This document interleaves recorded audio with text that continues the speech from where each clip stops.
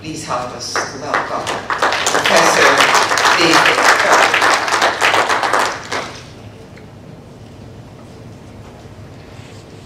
Thank you very much, Virginia, for your kind presentation. I need to acknowledge that I am slightly jealous too of Dr. Chatrani. Not only for your capabilities as a speaker, but also everyone noticed the very special, warm, wonderful, exciting presentation that Virginia did for you. So, well, what can I say? Winners take it all.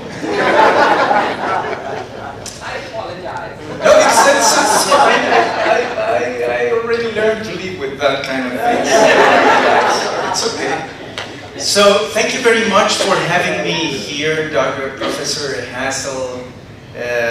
Thank you for the invitation that will allow me to talk over the next few minutes regarding HPV vaccine perspectives. I'm not a GlaxoSmithKline employee, and my disclosure statement is included in this slide, and I'm not going to go through it.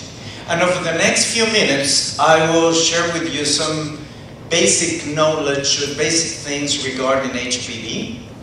I would also discuss about HPV available vaccines, why to vaccinate early in life, either 11 or 12 or from 9 to 13, as has been already described. Few words regarding the safety of vaccines and strategies for increasing vaccine uptake to close with some conclusions. So as an introduction, I would like to mention again that HPV is a small virus containing DNA within a shell or capsid. It's the most frequent sexually transmitted disease, and as was already mentioned, the cumulative risk of acquiring cervical or cervical HPV infection in women with only one sexual partner has been calculated as 46%, just 3 years after the first sexual encounter. It's extremely common, and up to 80% or probably 100% of women will acquire an HPV infection in their lifetime. And it is considered the necessary cause of cervical cancer, meaning that there is no cervical cancer, with just tiny few exceptions, without HPV infection.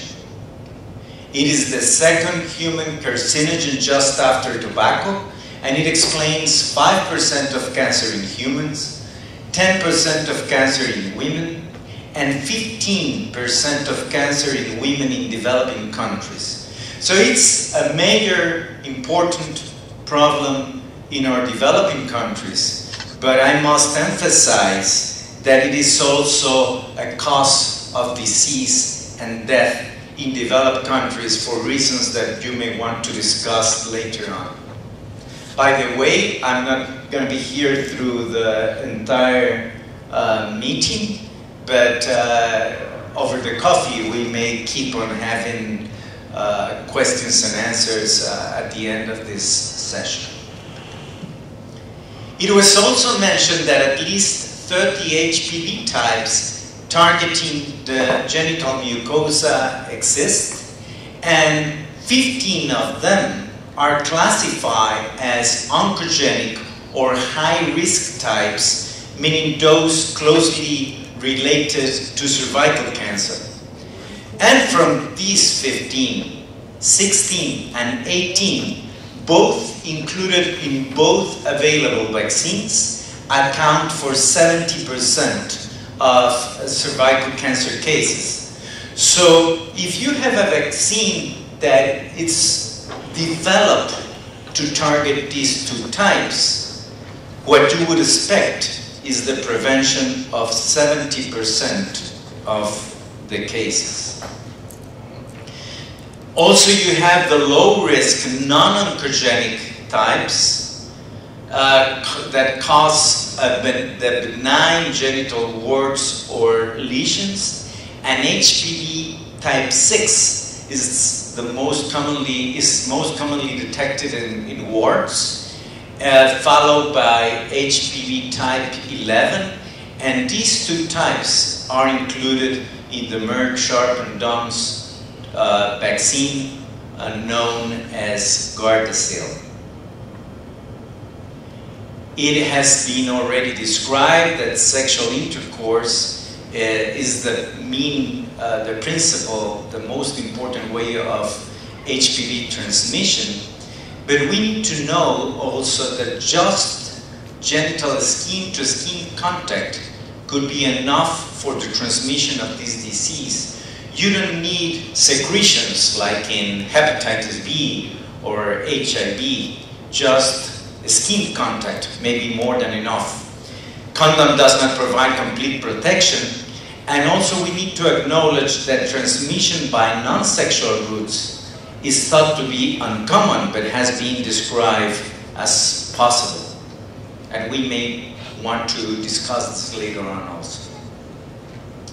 Let me go through a basic scheme of the natural history of this disease in this slide. You may have a healthy woman, then she may develop pre-cancer lesions, then cancer, and then debilitation and death. And for each of these steps, we may have interventions. We already heard about treatment. We already heard about secondary prevention, that means pap smears and DNA HPV testing, for example. And these secondary prevention will interrupt the progression of the disease.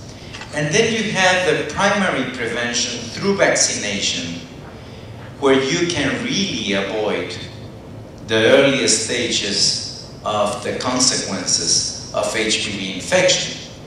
In other words, a screening will identify existing precancerous lesions. The disease is already there, but vaccination is the only measure that will prevent them occurring in the first place. And one of the paradoxes of HPV is that clinicians who are largely responsible for vaccinating against cervical cancer, for example, pediatricians like myself, are unlikely to ever see a case of cervical cancer. So in some way, we're blind. And as Jose Saramago would say, I think we're blind. Blind people who can see, but do not see. And I believe that the invitation of the coalition is to leave blindness behind. Open eyes, open minds, and do the appropriate changes to improve the situation related to cervical cancer. So let's talk for a minute about the available HPV vaccines. And both vaccines have basically the same composition. That is L1 protein. This is the main surface protein of the virus. And they have one peculiarity, the molecules of this L1 protein.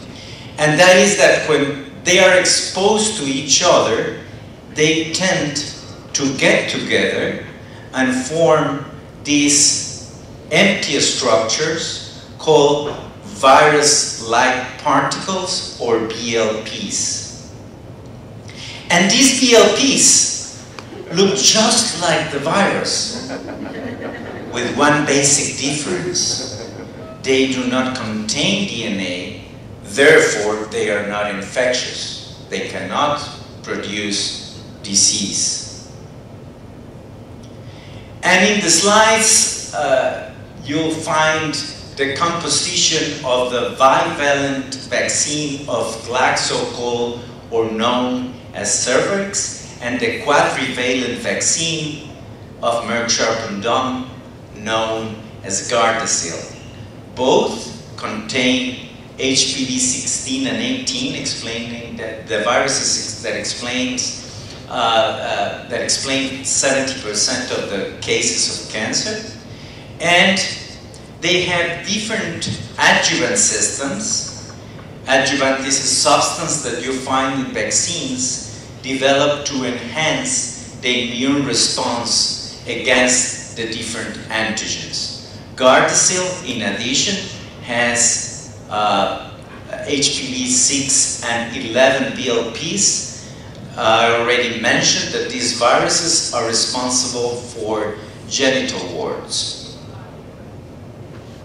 And without getting into greater detail, and from my own perspective, I would like to mention briefly the advantages that I find of Gardasil over Cervarix.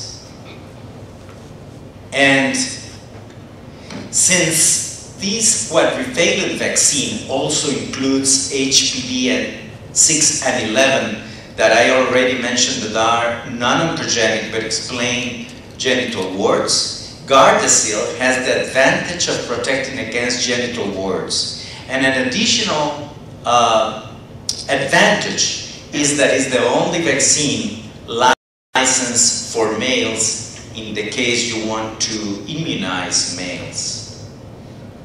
But let me do also the other part of the story, that is to mention the advantages of Cervarix over Gardasil, again, from my personal perspective, but I am prepared to answer questions regarding this issue.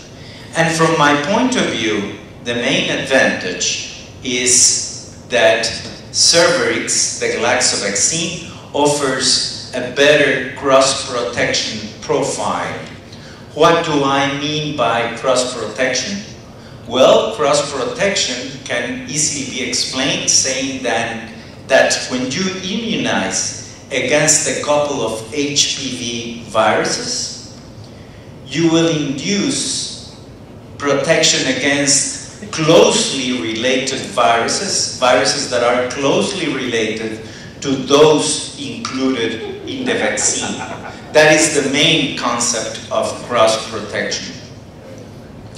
And in the recent publication of Xavier Bosch, one very well-known world expert on HPV and HPV vaccines, he calculates that the increased protection that you may get due to cross-protection goes from 6% to 12%.